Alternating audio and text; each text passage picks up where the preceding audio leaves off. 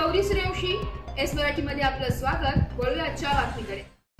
नाशिकहून जिल्ह्याच्या ग्रामीण भागात जाणाऱ्या बसची संख्या कमी झाली आहे। ज्या बस आहे त्या खराब झालेल्या आहेत। ग्रामीण भागात सोडल्या जाणाऱ्या बसमुळे प्रवाशांना नाहक त्रास सहन करावा लागतोय।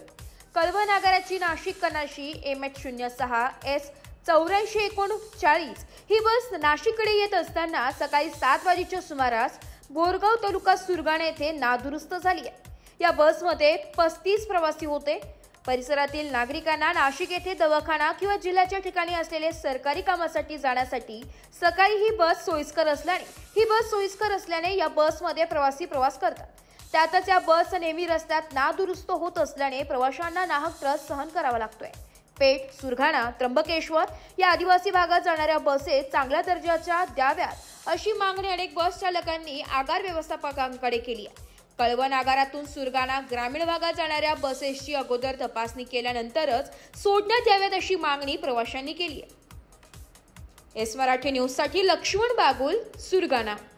अशाच नवीन ताज्या घडामोडी जाणून घेण्यासाठी आमच्या एस मराठी न्यूज चॅनलला लाईक करा, शेअर करा, सबस्क्राइब करा आणि बेल आयकॉनला क्लिक करायला विसरू नका।